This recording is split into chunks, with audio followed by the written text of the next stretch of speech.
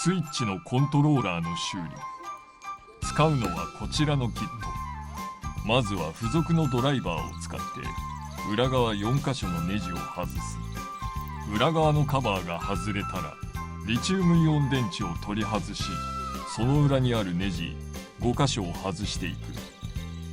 すると基板が現れるのだが、今回はスティック部分の交換なので、スティックを止めているネジ2箇所と茶色のコードみたいなのを取り外す。あとは新品の部品と交換するだけ。新しいスティックを取り付け、ネジと茶色のコードを付け直す。あとは逆の手順で元に戻せば修理完了だ。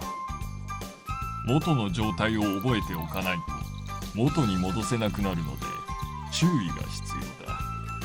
最後にスティックにキャップをつければ完成だ。